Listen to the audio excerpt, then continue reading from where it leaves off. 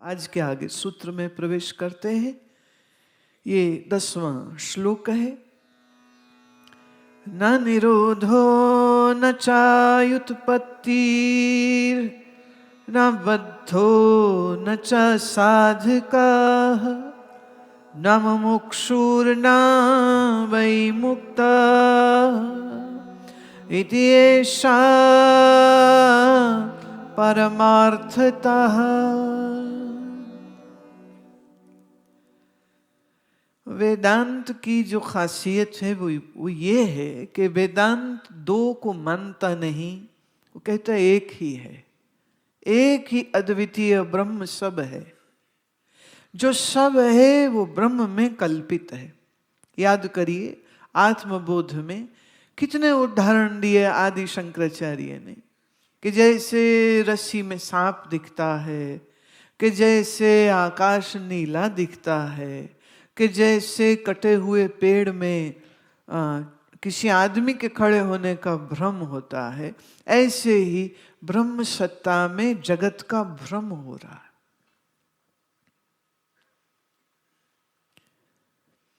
सोते में जो तुम सपने देख के आए हो, वो सपने सब सच्चे लग रहे थे जब हो रहे थे। टूटे तो तुमने कहा अरे सपना था, पर जब सपना चल रहा था तब बुद्धू क्यों हो गए? क्योंकि उस समय पर बुद्धि काम ही नहीं करती है। बुद्धि जागृत काल में काम करती है, स्वप्न अवस्था में बुद्धि काम ही नहीं करती है। उसमें सिर्फ मन का मनोराज्य होता है। What you see in the dream seems real. On waking up you say, oh, it was unreal. But it was even unreal then when you were seeing it. But then no intellect is functioning in the dream state. It is only the mind. कुछ ऐसा ही हाल यहाँ अभी भी तुम्हें ये पूरी दुनिया सच लग रही है। ज्ञानी कह रहा है स्वप्न की न्याय ही झूठी है।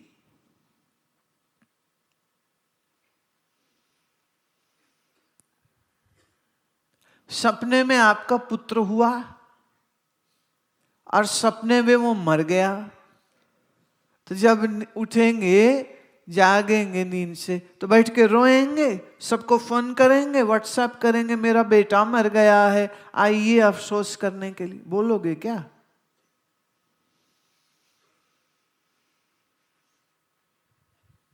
नहीं। Say you had a dream that you have won a lottery of $1 billion. When you wake up in the morning, will you call the company and say, I claim my $1 billion, give me my money?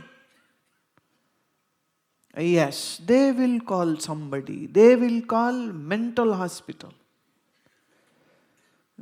पागल है ये। एक लड़का सुबह सुबह उठ के mummy को कहता, मम्मी। बोले क्या पुत्र?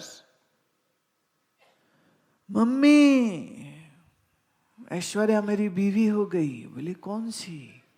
वो जो पड़ोस में रहती गुप्ता जी की लड़की। बोले नहीं नहीं, जो फिल्म में आती वो वाली। बोले बेटे एक थप्पड़ खाएगा जा मुंह धो। बाप का नाक पकौड़ा वैसा तेरा, तुझे मिलती है Aishwarya. Whatever you see in the dream is unreal, but when it is happening, it seems real. This is what illusion of dreams. ऐसे ही खुली आंख में हम जगत देखते हैं, हम कहते जगत है। उपनिषद का ऋषि कहता है जगत कहां? एक मेवा द्वितीयम नास्ति, एक ही है, दूसरा है ही कोई नहीं। तो जिसे तुम मैं कह रहे हो और जिसे तुम तू कह रहे हो, शरीर कल्पना है, उसके अंदर जो मन है वो कल्पना है, पर मन के पीछे जो सच्चित आनंद है वही सत्य है। ब्रह्म सत्यम जगत मिथ्या जीवो ब्रह्मैव न परः। ब्रह्म ही सत्य है। अब थोड़ा इस बात को बुद्धि से, कल्पना से थोड़ा महसूस करिए। एक ज्ञानी की दृष्टि क्या है, उस दृष्टि को थोड़ा महसूस करिए। ज्ञानी की दृष्टि क्या है? सब ब्रह्म है, जीव कोई नहीं, जगत कोई नहीं, सर्व ब्रह्म है। अब इस अवस्था में अनुभूति क्या है? वो ये 10वें श्लोक में उन्होंने कहा, न निरोधो न च उत्पत्ति, ना कुछ हुआ है ना कुछ मिटा है, ना कोई बंधन में है ना कोई साधक है। क्या बात! ये ज्ञानी की दृष्टि है। ना कोई बंधा है, ना कोई साधक है, ना कोई मुक्ति है, और ना ही कुछ उत्पत्ति हुई है और ना ही कुछ प्रलय होगा। This is the vision, this is the experience of an enlightened one, that there is no dissolution of mind, there is no creation of mind, there is no bondage, and there is no mukti, there is nobody who is a seeker. Then what is it? It is just one supreme truth everywhere.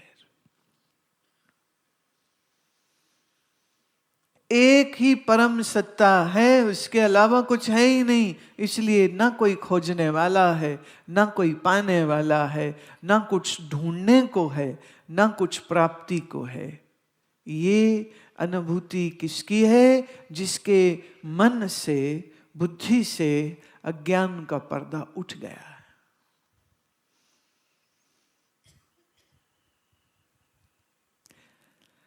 इसे ऐसे समझो ना, जैसे रात सपने में जो देखा। अगर मैं आपको पूछूं कि क्या आपका सपना उत्पन्न हुआ था? उत्पन्न माने जन्मा था, पैदा हुआ था, और फिर वो मर गया था।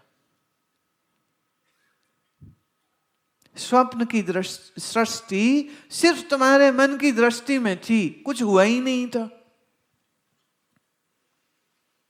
जो हुआ ही नहीं, एक बच्चा रो रहा था, मम्मी मैं डूब गया था, समंदर था, बड़ी बड़ी लहरें थी, एक व्हेल मछली आई मुझे खा गई, और रोए।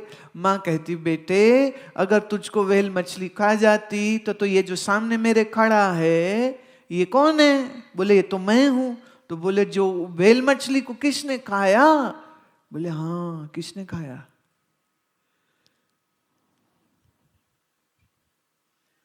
आप सारे वही बच्चे हो।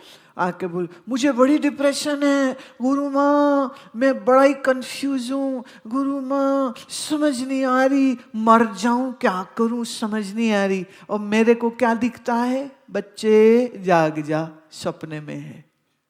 ब्रह्म जी आके कहते हैं, मैं तो किसी योग्य ही नहीं हूं, मैं तो कुछ जानता ही नहीं हूं, मुझे कुछ पता ही नहीं है। इसी को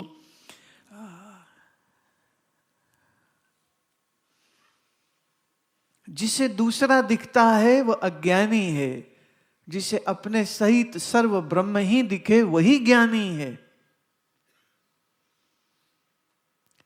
पर ऐसा ज्ञानी ये नहीं कहता कि मैं ज्ञानी हूं, क्योंकि कहने में तो फिर फंस जाएगा। क्योंकि किसी को अज्ञानी मान के ही हम अपने आप को ज्ञानी कह सकते हैं। जब दूसरा कोई नहीं, एक ही ब्रह्म सत्ता है। ता न निरोधो न च उत्पत्तिर न बद्धो न च साधका।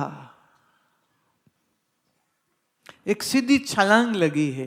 कल के श्लोक के बाद देखिए पूरी दुनिया बदल रही। इसलिए तो इसको अमृत बिंदु उपनिषद कहते हैं।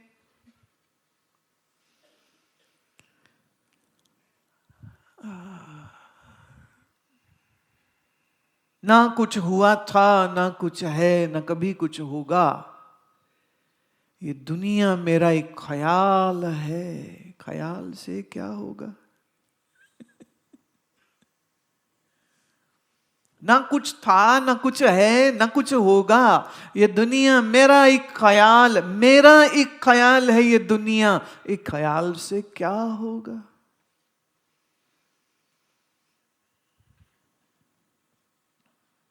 अगला श्लोक लेते हैं। एक एवात्मा मनतव्यो जाग्रत स्वप्न सुषुप्तिषु स्थानत्रयीय व्यतीतस्य पुनर्जन्म न विद्यते।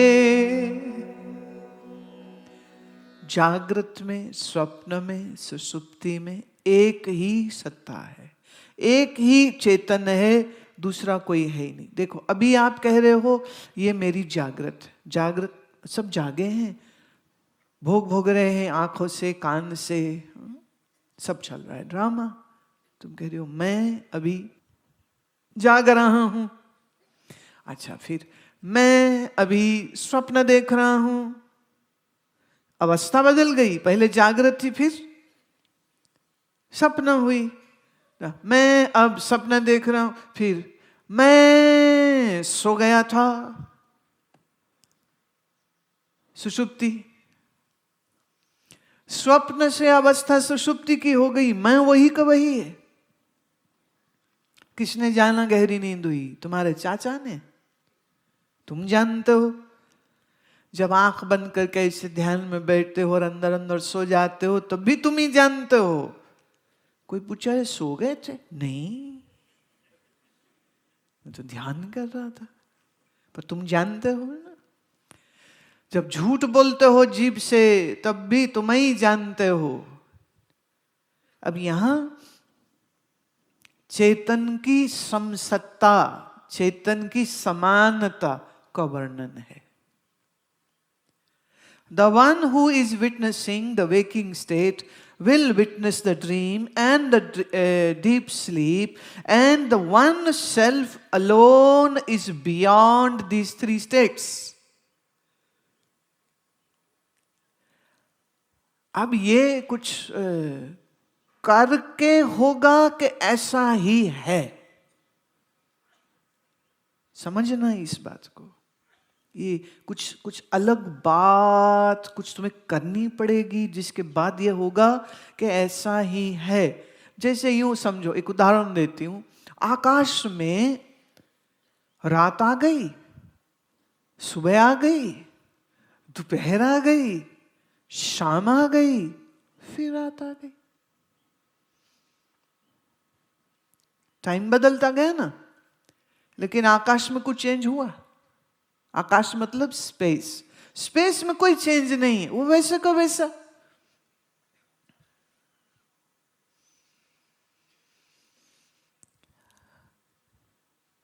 पहला जो स्टेप है ना, वो यही है, ये शरीर तुम नहीं हो। ये इस शरीर में मैं बनाने से ही तो बेवकूफ हो गए हो। तो बेवकूफ हो, शरीर से मैंपन को हटाओ। अच्छा, अभी रोशनी यहां पे आ रही है ना, लाइट यहां पे मेरे इस शाल पे पड़ रही है ना, पड़ रही तभी तो दिख रही। शाल भी हम भी दोनों। लाइट ना हो तो दिखेगा नहीं। अब लाइट इस शॉल पे है। अच्छा, तुम्हारी आंखें भी यहां तक है ना, तुम्हारी आंखें यहां तक हैं, तभी तो वो जो पीछे बैठा शाल दिख रही। तुम्हारी आंखें यहां तक आई? बोलो हाँ ना। अच्छा, मैं यूं मला, तुम्हारी आंखें मली गई? बोलो। यूं मला तो रोशनी मल गई। Can I damage the sun, this light which is falling on the shawl, if I rub it like this, and say if I cut it with the scissor, will the light be cut? No, in light this shawl is being seen. So light is here and yet it is not with the matter, with that object. Similarly, you are with the body, but you are the light. You are in the body, yet you are not the body. तुम हो इस शरीर में, बिल्कुल हो, पर इस शरीर में होकर भी रोशनी की तरह इस शरीर से अलग हो। इसी को गीता कहती ना हन्यते हन्यमाने शरीरे, इसी को कहते। अब शरीर में मैंपन रखोगे, मैं मरा, मैं मर जाऊंगा, क्योंकि शरीर तो मरनाहारा है, लेकिन ये मैं मरनाहारा नहीं है। तो जागृत में, स्वप्न में, सुषुप्ति में, समाधि में तुम हो, तुम एक ही हो, तुम एक ही हो। In all these three states, you are only one who is witnessing everything. But what is Vedanta now taking you one step ahead? And that is that the one who knows these three states is beyond the death, hence there is no rebirth. जब अभी मैं शरीर और जागृत स्वप्न सुषुप्ति से अलग हूं, इनके बदलने से मैं नहीं बदलता हूं, तो मौत से क्या बदल जाएगा? इसलिए कहा ज्ञानी की मौत नहीं होती, ज्ञानी की कभी मौत नहीं होती। सच है या झूठ? बोलो। और तुम्हारी भी कभी मौत नहीं होती, सच है कि झूठ? अब आपकी जो ये बेवकूफाई है ना, ये बीच में आ जाती, ला ऐसे कैसे, हमें तो भूख लगती है, हमें तो ठंड लगती है, हमें तो डर लगता, तो हम कैसे नहीं मरेंगे? अब ये हम किसकी बात कर रहे हैं और मैं किसकी बात कर रही हूं? तुम्हारी। ये तो वो हुआ ना, बात गलती करी रामू ने, थप्पड़ पड़ा शामू को। ये न्याय होगा क्या? ये न्याय नहीं है।